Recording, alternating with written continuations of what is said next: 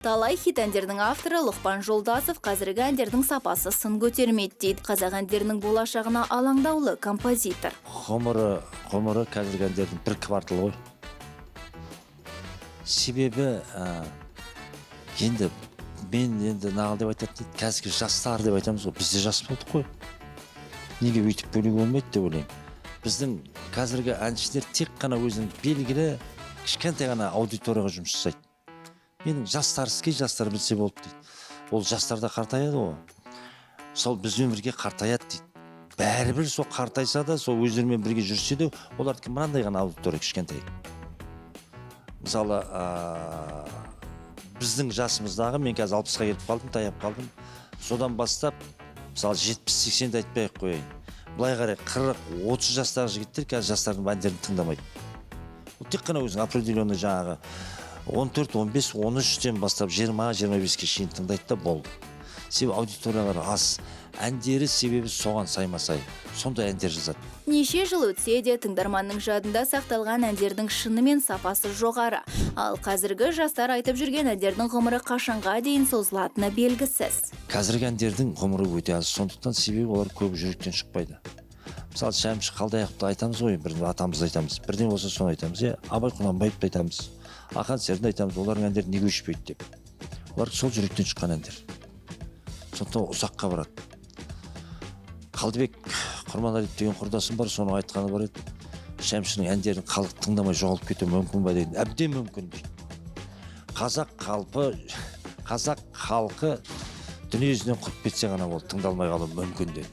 Сол сияқты біздер қазаққа жұмыс жасап жатқаннан кейін қазақи әндерді өте әдемі, сөзіне қатты мән беріп, қазіргі сөздердің кейін сыйқын тыңдағанда кәдімгі төбе шашы тік тұрады. Туындының әні мен сөзіне жіті мән беретін Лұқпан ағаның сөзінің жаны бар. Тіпті қазіргі шыққан жаңа әндерді тыңдаймын деп жүйкесі жұқарған. Мен анау нервім шыдамай кәдімгі тыңдап отқан жаңағы не болады, компьютер ма, не ма, наушник болсам наушнигімді лақтырып жіберемін.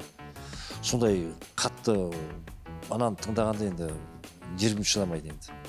Енді таңертең мас күйде отырдым таксиге, анам мені күтеді ас үйде дейді, бұл не әңгіме ол? Мен саған мас күйде міндім таксиге, мен үйді анам күтеді ас үйде, бірақ жайырақ айна. Жеткіз мені айға, сол бір мекен жайға. Не деген ән, не деген сөздер ма? Тіпті біреулер боқтап жатыр, сөйтіп атым шығарам деп ойлайды.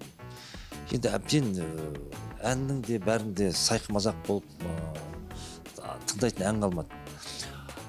Кейбір әндер бар, өте жақсы, өте күшті, бірақ жақтарын шайнап айтады. Сөздің қысқасы Лұқпан ағамыз жас әншілерге, автор-композиторларға өкпесі қара қазандай, және Лұқпан аға ғана емес, айтыскер ақын Сырамабес хан да жастарға сыни пікір айтып жүр. Оның берген сыйлығына менен алғандай тым қатты қуанбай, кездесулерге шығар кезде оны мен көп оянып, көп сыланбай. Аман болшы дейміз ғой бұндай әншілерге.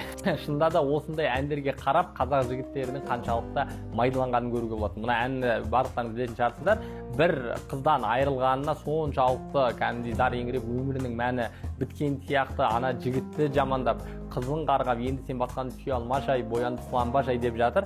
Біздің аталарымыз, нағыз қазақтар қыздан айырылмақ түгілі елден айырылып жатқан кезде бұндай дәрежеге түспеген екен. Мысалы, сол кең байтақ даламыздан айырылып тұрып, ойбай жерден айырылдық ау, енді қаяқтан жер табамыз, немесе сендер о жақта тұра алмайғаңдар, сендерге бұйырмасын деп жыламаған екен. Керісінше, қайырлы болсын сіздерге, бізден бір қалған еділ жұрт деп кеңдікпен, жігіттікпен кеткен екен. Енді ол кездегі, о замандағы аталар неге мықты, біз неге әлсізбіз десек, біздің тұтынған контентімізге байланысты екен.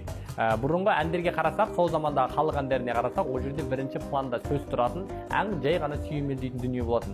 Ал қазіргі әндерде өкінішке орай бірінші планда музыка тұрады да, сөз қайда қалған түсініксіз, ол бар ма, жоқ па, мәні, мағынасы бар ма, ешкім оған мән бермейді. Сондықтан сіз не көріп, не тыңдап жүргеніңізге мән беріңіз. Өйткені сіз не тыңдасаңыз, не көрсеңіз, сізді сол қалыптастырады.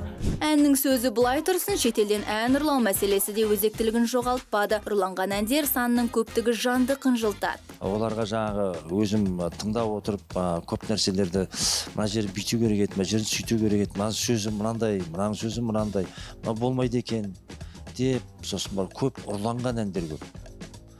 Қазір анада бір әңгімеден әңгіме шығып менің Фарида деген қызым бар, ән айтады Фарида. Сол Фаридамыз концертке берді, сол кезде бір әндер іздедік, бір жастардан бір ән алайықшы деп іздесек, аға бізде композитор жоқ дейді, қазір шығып жатқан әншілердің аттарын айтпай ақ қойын, біраз әншілерден сұрадым. Сонда оны кімнің әндерін айтып жүрсіңдер десем, біз 5-6 бала жиналып аламыз, біреу бір жолын шығарып жіберсе, біреу ары қарай іліп алып кетеді, 5-6 адам болып айтып бүйтіп шығарып аламыз дейді. Сондықтан оның ғұмыры аз, жүректен шыққан әннің ғұмыры ұзақ болады. Айтып бүйтіп әр жерді жинап, аннан ұрлап, мындан ұрлағаннан кейін ол, конечно, ондай ғұмыр аз болады, ондай әндер. Асып кетсе бір 5-6 жыл, тіпті шауып шыққанда 10 жылдан кейін өшеді. Біздердің кезіндегі айтқан әндеріміз ол мақтанғандық емес, мен әншімін деп мақтанып отқан жоқпын. Мен ән туралы айтып жатырмын, әнші емес. Шоу-бизнес өкілдері тіпті ән іздеп жүрген жандарға қандай ән ұрлауға болатынын айтып кеңес беруде. Плагиат іздеген жандардың құрметіне новый ән. Назир, кайф болады қазір. Хастаману, сенсізлікті қонып yana хастаману. Хастаману, озорыңдан